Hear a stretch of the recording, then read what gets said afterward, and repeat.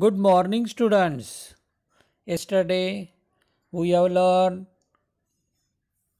Newton's three equations of motions. The first equation of motion is V is equal to U plus AT. This is the relation between velocity and time. Newton's second equation of motion is S is equal to ut plus half at square. This is the relation between displacement and time. Newton's third equation of motion is v square is equal to u square plus twice as. This is the relation between displacement and velocity. Then we learn uniform circular motion. Definition of uniform circular motion. Question for you. The motion of a body with a uniform speed in a circular path is called uniform circular motion. V is equal to 2 pi r upon t is the formula of this motion. We learn. Also we learn some examples of uniform circular motions. The motion of the earth around the sun, the motion of the moon around the earth, the motion of the electron around the nucleus of the oxygen atom or hydrogen atom or nitrogen, any molecule, any atom, any elements of the atom is used here. The motion of the blades of a fan when the speed is not changed.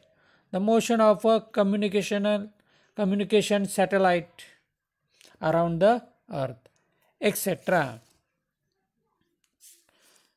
Then we learn some examples, solve examples about these three equations.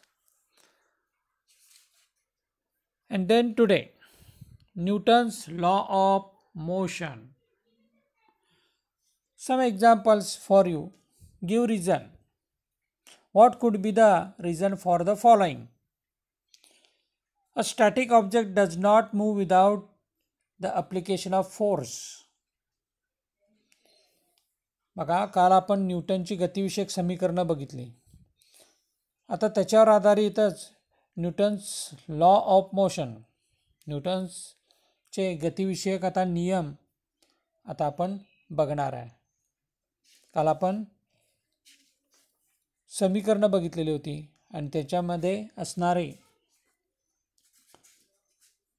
वेग काल संबंध, विस्थापन काल संबंध किंवा विस्थापन वेग संबंध समीकरण कोणकोणती होती ते आपण बघितलेली होती. स्थिर अवस्थेत असलेली वस्तू बल लावल्याशिवाय जागची हालत नाही. आपल्याला माहिती आहे कोणती वस्तू आपण काय करतो, पिकअप उचलतो किंवा पुल किंवा ढकलतो किंवा पुल म्हणजे ओढणे, पुश म्हणजे ढकलणे किंवा लिफ्ट म्हणजे उचलणे, असं काहीतरी केल्याशिवाय ती वस्तू हलत नाही. The force which is sufficient to lift a book from a table is not sufficient to lift the table. म्हणजे टेबलावरचं पुस्तक आपण उचलू शकतो, पण तेवढ्याच पुरेसे बलानं टेबल उचलता येत नाही. पुस्तक सहज उचलू शकतो, पण जास्त बल लावून टेबल हलवता येतं आपल्याला किंवा उचलता येतं. मग असं का होतं? Fruits on a tree fall down when its branches are shaken. झाडावरचं फळ हे फांदे हलवल्यानंतर खाली पडतं. An electric fan keeps on rotating for some time even after it is switched off. म्हणजे आपला फिरणारा जो पंखा असतो बघा विजेचा, तो बंद केल्यानंतरही पूर्ण थांबत नाही लगेच. म्हणजे बटन ऑफ केलं तरी तो स्टॉप होत नाही, तर तो काय होतो, move some time for some time even after, rotate for some time even after it is switch off. Also, lifting the stone lying on a ground or lifting a bucket filled with water, pulling a chair, pressing a rubber ball to change its shape, or stretching a spring to change its shape. अशी बरीच उदाहरणं सांगता येतात की ज्याच्या ठिकाणी आपल्याला बल लावावं लागतं किंवा हे का असे बदल घडून येतात. We look for this reason. For the above examples, we release that object has some inertia. Inertia जडत्व हा शब्द महत्त्वाचा आहे बघा. INERTIA inertia उच्चार करायचा. We have learned that inertia is related to the mass of the object. It is related to mass. Higher the mass, higher the inertia. वस्तुमान जास्त असेल तर जडत्व जास्त असतं. आपणाला माहिती आहे की 5 किलो वजन असणारी पिशवी किंवा एखादी वस्तू सहज आपण लिफ्ट करू शकतो, उचलू शकतो. But more than our capacity means 100 kilogram bag, 100 किलोची बॅग आपण लिफ्ट करू शकतो का इझिली? नाही, कारण higher the mass higher the inertia. 100 kilogram म्हटलं की त्याचं वस्तुमान एवढं असल्यामुळं इनर्शिया पण जास्त झाला आणि त्यामुळं आपल्याला ते इझिली आपण काय करू शकत नाही, लिफ्ट करू शकत नाही. We cannot easily lifted. So Newton's first law of motion describes this very property and is therefore also called the law of inertia. मग याच्यावरच आधारित न्यूटनचा गतिविषयक पहिला नियम आहे आणि याच गुणधर्माचा उपयोग करून जडत्वाचा नियम असेही याला म्हणतात. याच्यावरच आधारित ही all instances of inertia are examples of Newton's first law of motion. जडत्वाची सर्व उदाहरणे ही न्यूटनच्या गतिविषयक पहिल्या नियमाशी उदाहरणे आहेत, म्हणजे त्याच्याशी रिलेटेड आहेत. So Newton's first law of motion, न्यूटनचा गतिविषयक पहिला नियम. हा एक सिंपल एक्सपेरिमेंट आहे, तुम्ही घरी करून बघू शकता बघा. अतिशय सोपा आहे. Fill a glass with a sand, keep a piece of cardboard on it, keep a 5 rupee coin on the cardboard. Now strike the cardboard hard using your fingers. Observe what happens.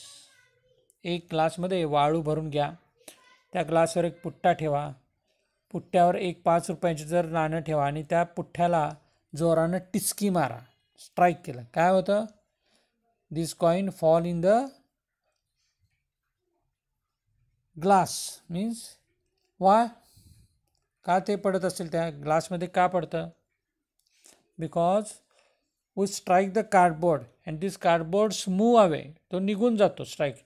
But we cannot strike a coin. स्ट्राईकला म्हणजे कॉईनला त्या strike केलाय का, धक्का दिलाय का नाही, त्यामुळं because of inertia this coin fall into a glass, fall in a glass. त्या ग्लासमध्ये पडतं.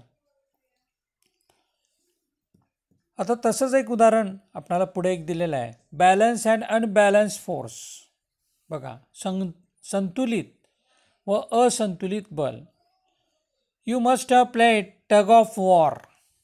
टग ऑफ वॉर म्हणजे रस्सी खेच. माहिती आहे की तुम्हाला, समजा एका बाजूला जर 4 व्यक्ती असतील आणि दुसऱ्या बाजूला दोरीच्या म्हणजे रोप असतो मध्ये, माहिती आहे तुम्हाला, रोप म्हणजे दोर. One end of this rope holding 4 persons and another end holding same size, same shapes of persons of 4 members. म्हणजे 4 जर दोन्ही बाजूला असतील, both the sides are equal, that is balance. आणि ते जर पुल करत असतील towards these 2 points, म्हणजे त्या दोन्ही बाजूला जर एकमेकाला ओढत असतील तर काय होत असेल, force applied is balance. But 1 more or 2 more is increased on one side. समजा एखाद्या बाजूला जर एकात दुसरा वाढवला तर काय होणार आहे, the force used in tug of war is unbalanced. जर एकात दुसरा जर आला त्याच्यामध्ये तर त्या ठिकाणी काय होणार आहे, अनबॅलन्स होणार आहे एखाद्या साईडला आल्यामुळं. On the other hand, Wien applied force becomes unequal, that is unbalanced, a net force get applied in the direction of the greater force and the center of the rope shifts in that direction. हे unbalance झाल्यामुळं काय झालं, greater force ज्या बाजूला आहे, direction of the greater force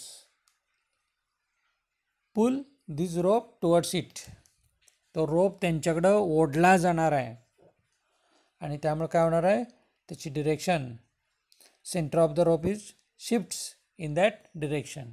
त्यामुळे त्याचा मध्य हा जिकडं जास्त बल आहे तिकडं तो काय होतो, खेचला जातो.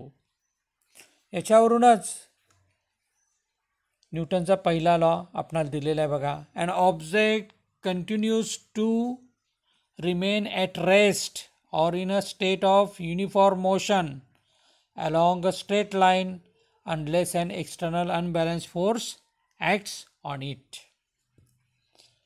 जर एखाद्या वस्तूवर कोणतेही बाह्य असंतुलित बल कार्यरत नसेल तर तिच्या विरामावस्थेत किंवा सरळ रेषेतील एकसमान गतीमध्ये सातत्य राहते. बघा, एखादी जर वस्तू किंवा आपल्याला माहिती एखादा दगड पडलेला असतो बघा, किंवा डोंगरावरचे दगड असतात, वर्षानुवर्ष तसेच असतात. का ते तसेच राहतात,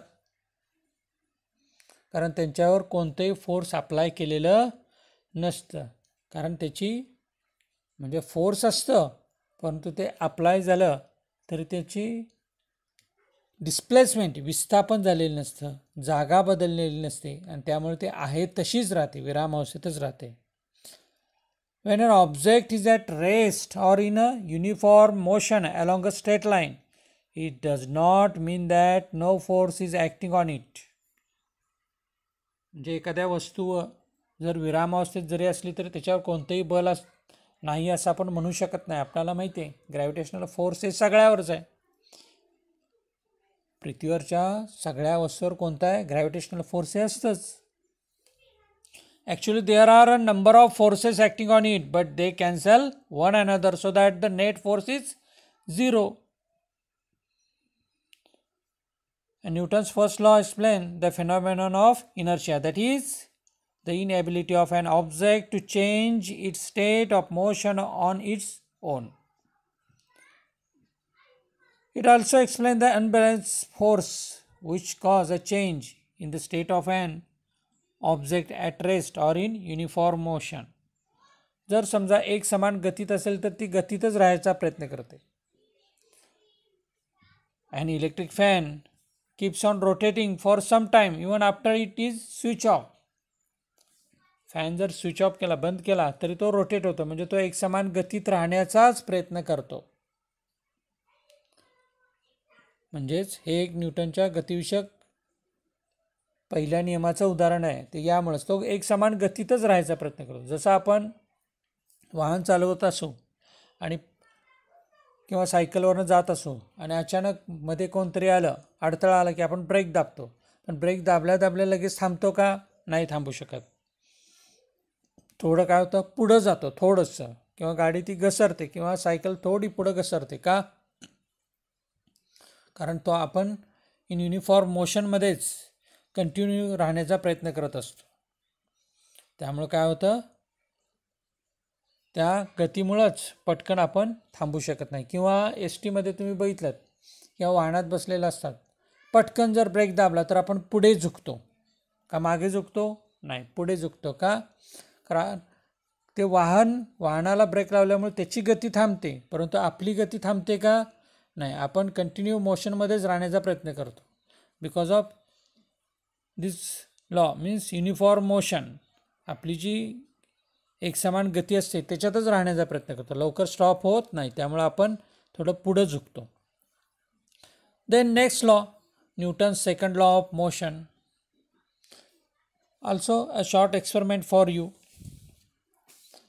Ask your friend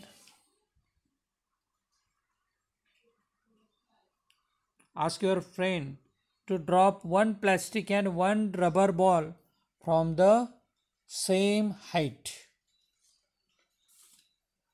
बघा एक प्रयोग तुम्हाला दिलेला आहे, सांगा काय येईल त्याचं उत्तर. तुम्ही मित्राला समान आकाराचा प्लॅस्टिक व रबराचा चेंडू उंचीवरून खाली टाकण्यास सांगा. You catch the balls. Which ball was easier to catch and why? तुम्ही चेंडूचा झेल घ्या, तुम्ही कोणता चेंडू सहजपणे झेलू शकता का? काय येईल? The plastic ball was easier to catch. The mass of plastic ball is much less than that of rubber ball, and when the velocity is the same, but a lighter body produce less impact. Plastic ball हा lighter असणार आहे, हलका आहे, आणि rubber ball कसं असणार आहे, weighted असणार आहे. So impact of rubber ball is heavier, जास्त इम्पॅक्ट असणार आहे, मोर इम्पॅक्ट असणार आहे, कारण हेवियर असल्यामुळं. Then another example, same, as your friends to throw a ball towards you at slow speed. काय करा बघा, ट्राय टू कॅच इट. तुमच्या मित्राला एक चेंडू हळूच फेकण्यास सांगा आणि तुम्ही तो झेलण्याचा प्रयत्न करा. Now ask your friend to throw the same ball at high speed towards you. Try to catch it. Which ball could you catch with the greater ease. Greater ease, easily कोणता कॅच करू शकाल, why? काय येईल? The ball at slow speed could be caught with a greater ease relative to the ball at high speed, and a ball with slow speed produces less impact than a ball with high speed. जास्त गती जर असेल तर जास्त impact होतो, जास्त परिणाम होतो, आणि लो विलॉसिटी असेल, स्लो स्पीड असेल तर काय होणार आहे, लेस इम्पॅक्ट प्रोड्यूस करणार. So the effect of one object striking another object depends both on the mass of the former object and its velocity. Impact हा दोन गोष्टीवर अवलंबून असतो, एक तर स्पीड आणि म्हणजेच त्याची गती, आणि दुसरं म्हणजे मास, वस्तुमान. अनदर एक्झाम्पल, बुलेट म्हणजे बंदुकीची गोळी. तर बंदुकीची गोळी ज्यावेळी हातानं मारली, हातानं जर फेकलीत तर ती समोरच्या वस्तूमध्ये घुसणार नाही, पण ती जर बंदुकीतनं झाडली तर त्याचा इम्पॅक्ट बघा किती होतो. म्हणजे याला रिलेशन काय, हातानं ज्यावेळी फेकता त्यावेळी ती कशी असते, तिचा इम्पॅक्ट लेस असतो, पण तीच जर बंदुकीतून गेली तर त्याचा इम्पॅक्ट कसा असतो, हाय इम्पॅक्ट असतो. तसं आहे या दोन्हीचं. आपणाला माहिती आहे, जसं आत्ता उदाहरण बघितलं आपण, की दगड सहज स्टोन थ्रो केला, फेकला हाताने सहज इझी, तर तो त्याचा लेस इम्पॅक्ट असतो, पण जर व्हेलॉसिटी इन्क्रीज केली तर त्याचा काय होतो, इम्पॅक्ट जास्त होतो. हे आपल्याला अनुभवलेलं आहे आपण या उदाहरणातून, या दगडाच्या, माहिती आहे आपल्याला. So this means that the effect of the force depend on the property related to both mass and velocity. वस्तुमान आणि वेग या दोन गोष्टी याच्यावरून समजतात. आपल्याला माहिती आहे, आपण दगडाने आंबे पाडतो, झाडावरची फळं पाडतो, याच्यामध्ये हे उदाहरण चांगलं अनुभवलेलं आहे. छोटा दगड घेतला आणि जर लेस स्पीड असेल तर तो इझिली आपल्याला आंबा पडत नाही, पण जर मोठा दगड असेल म्हणजे आपल्याला कॅपॅसिटी एवढा, आणि त्याच्यामध्ये जर फेकला तर व्हेलॉसिटी, दोन्हीचा आपण आंबे पाडण्यासाठी, काजू पाडण्यासाठी बघा उपयोग आपल्याला माहिती आहे याचा कसा होतो, तो याच्यामध्येच येतो, संवेगामध्ये. striking object, and this property was termed momentum by Newton. Momentum संवेग. Momentum is the product of mass and velocity of an object. Is denoted by P. P is equal to m into v. Mass into velocity. Is the vector quantity. ये एक सदिश राशि है. Because magnitude as well as direction. Momentum has magnitude as well as direction. And the SI unit is kilogram meter per second. And CGS unit is gram centimeter per second. If an unbalanced force applied on an object causes a change in the velocity of the object, then it also causes a change in the momentum. The force is necessary to cause the change of momentum. बल संवेगातही बदल घडवते. बलामुळे काय होतं, संवेगात बदल होतो. आपण मगाशी उदाहरण बघितलं, त्याच्यामध्ये बल महत्त्वाचं आहे. The rate of change of momentum is proportional to the applied force and the change of momentum occurs in the direction of the force. Is the second law of motion, Newton's second law of motion. संवेग परिवर्तनाचा दर प्रयुक्त बलाशी समानुपाती असतो आणि संवेगाचे परिवर्तन बलाच्या दिशेनं होते. So rate of change of momentum is change in momentum. संवेगात होणारा बदल, संवेग परिवर्तनाचा दर बरोबर संवेगात होणारा बदल छेद वेळ, rate change in momentum divided by time. So initial momentum and final momentum. Final momentum mv, initial momentum mu. So mv minus mu divided by t. So m common आला. So in bracket v minus u upon t. So a is equal to acceleration is equal to v minus u upon t. So rate of change of momentum is equal to m into a. Is the force. The rate of change of momentum is proportional to the applied force. So ma proportional to f. And f is equal to kma. K means constant. Proportionality, constant of proportionality, and its value is 1. So F is equal to ma.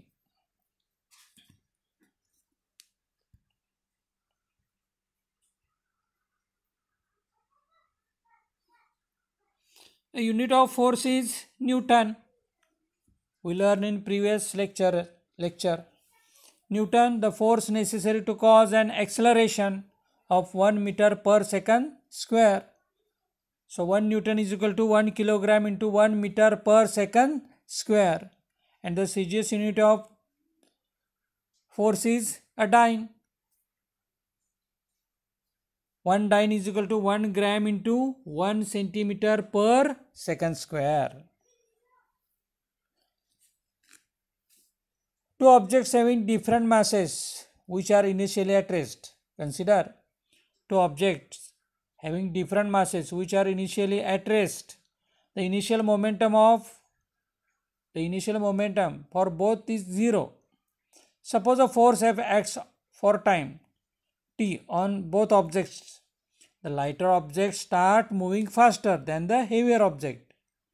However, from the above formula, we know that the rate of change of momentum, that is F, is both object in same, and the total change is their momentum will also be same, that is Ft. Thus, if the same force is applied on different objects, the change in momentum is the same. म्हणजे हलकी वस्तू जड वस्तूपेक्षा अधिक वेगाने जाऊ लागते. परंतु आपल्याला माहिती आहे फॉर्म्युला आपण बघितला F is equal to ma, की दोन्ही वस्तूमध्ये होणाऱ्या संवेगातील परिवर्तनाचा दर मात्र कसा असतो, समान असतो. म्हणजे F असेल तर त्यातील होणारा बदलही Ft समान असेल. म्हणून वेगवेगळ्या वस्तूवर समान कालावधीत समान बल प्रयुक्त केल्यास संवेगातील जो बदल असतो ना तो समानच असतो. लक्षात आलं. अशा प्रकारे आज आपण we learned today Newton's first law of motion and Newton's second law of motion and its examples. Then question for you, exercise. First question,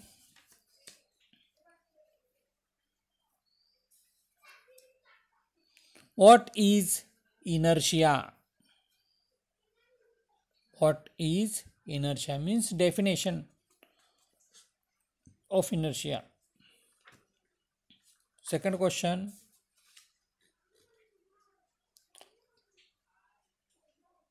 state Newton's first and second law of motion. State Newton's first and second law of motion. न्यूटनचा गतिविषयक पहिला आणि दुसरा नियम लिहा. Next question, state the SI and CGS unit of units of force. State the SI and CGS units of force. Thank you.